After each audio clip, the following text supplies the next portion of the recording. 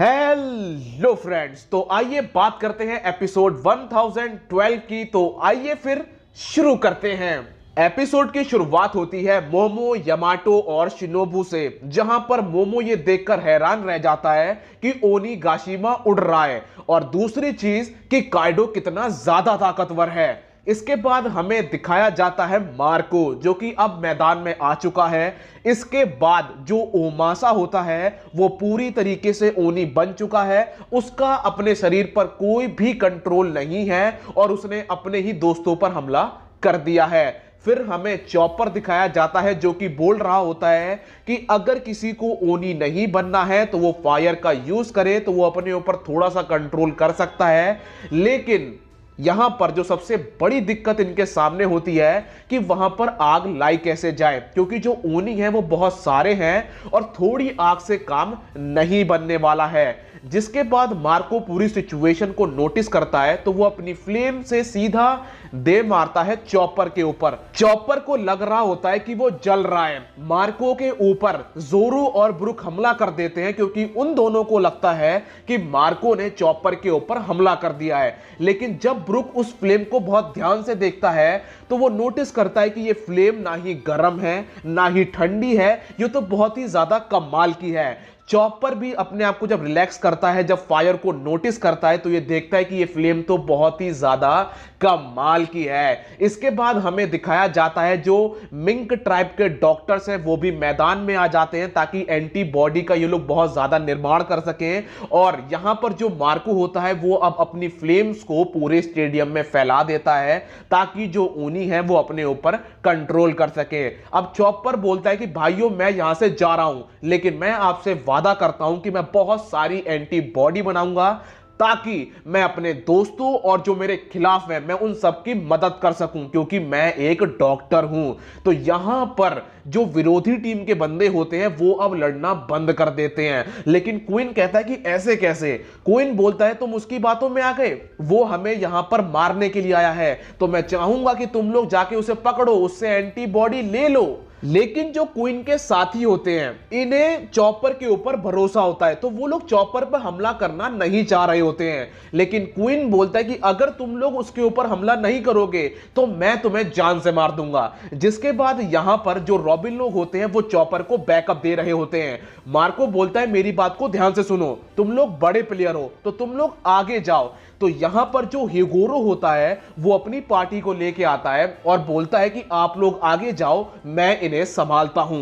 लेकिन जो स्क्रैचमैन आपो होता है वो अभी हारा नहीं होता है। वो मैदान में आता है और चॉपर के ऊपर हमला करने वाला होता है। लेकिन एक्स ड्रेक अपनी जोन फॉर्म में आता है, आपो को पकड़ता है और उठा के फेंक देता है। जिसके बाद जो ड्रेक होता है वो जोरो से बोलता है जोरो अगर तुम्हें मेरे ऊपर भरोसा है तो तुम यहां की सिचुएशन को मेरे हाथों में छोड़ सकते हो। जोरो के चेहरे पर एक स्माइल होती है और वो बोलता है कि मुझे तुम्हारे ऊपर भरोसा है। इधर जो मार्को होता है वो बोलता है जोरो तुम्हें काइडो को काटना है ना, तो मैं तुम्हें ऊपर ले जा सकता हूं। अब हमें लूफी और जिम्बे दिखाए जाते हैं, जहां पर लूफी बोलता है सांजी क्या करने गया है और कहां गया है। जिम्बे उसे बताता है कि पक्का सांजी को एक स्ट्रांग ओपोनेंट मिल गया है और वो उसे मसलने के लिए गया है।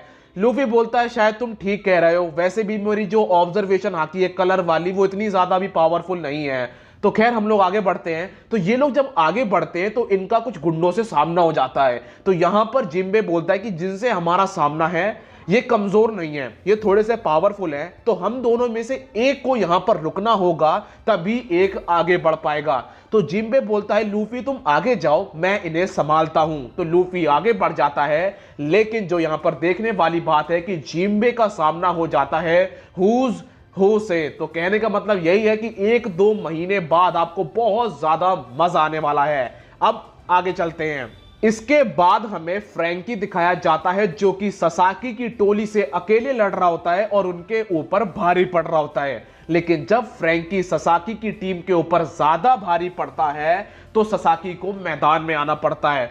ससाकी ने एक ancient zone type devil fruit खाया है जिसका नाम है ड्रैगन फ्रूट, जो कि उसे ट्राइसेराटॉप्स में ट्रांसफॉर्म होने की पावर देता है। वहीं पर अगर हम लोग बात कर ले ट्राइसेराटॉप्स की तो उसका डिफेंस बहुत ही ज्यादा कमाल का होता है। तो ये बात ससाकी बोलता भी है, लेकिन जो फ्रैंकी है वो बोलता है कि भाई तेरा डिफेंस कमाल का है तो मैं आयरन का बना हुआ हूं। और फ्रैंकी हमेशा की तरह कूल लगता है, चाहे हम बात कर लें वाटर 7 की, चाहे हम लोग बात कर लें यहां की। फ्रैंकी हमेशा से ही कूल था, लेकिन ये कैरेक्टर थोड़ा सा मुझे अंडररेटेड लगता है। इसके बाद हम लोग थोड़ा आगे चलते हैं तो हमें उल्टी और पेज दिखाए जाते हैं जहां पर इन्होंने बबून की हालत खराब कर दी है, या फिर मैं बोलूं उसे बहुत गंदे तरीके से इन्होंने मारा है। फिर चलते हैं यमाटो की तरफ। यमाटो, मोमो और जो शिनोबू होते हैं ये पहुंच जाते हैं स्टोर हाउस में। यहां मोमो की नजर पड़ती है एक ड्रैगन के स्टैचू के ऊपर, तो वो बोलता है यमाटो इसका यूज क्यों नहीं किया गया है। यमाटो उसे बताती है कि इस स्टैचू को बनाया गया था ताकि इसे ओनिगाशिमा के बाहर रखा जा सके, लेकिन मेरे दोस्त ने इसे तोड़ दिया जिस वजह से इसे फेंक दिया गया है। बहुत सालों पहले मेरा दोस्त यहां पर आया था काइडो को मारने के लिए, और ये दोस्त कोई और नहीं, ये होता है फायर फीस्ट एस। इसके बाद मोमो और यमाटो शिनोबू से बोलते हैं कि तुम थोड़ा सा आराम कर लो, और यहीं पर चैप्टर खत्म हो जाता है। आने वाला जो समय है वो काफी ज्यादा मजेदार होने वाला है, क्योंकि धीरे धीरे हम लोग जो है बड़ी बैटल की तरफ बढ़ रहे हैं। जैसे कि जिम्बे वर्सेस जो हमें हुज हु बैटल है वो काफी मजेदार लगने वाली है। इसके बाद जो फ्रैंकी वर्सेस ससाकी है ये भी हमें काफी ज्यादा मजेदार बैटल लगेगी। तो मतलब एक्शन काफी हद तक शुरू होने वाला है। तो मिलता हूं अगली वीडियो में, जब तक के लिए अपना ख्याल रखिए, कोरोना से सावधान, गुड बाय।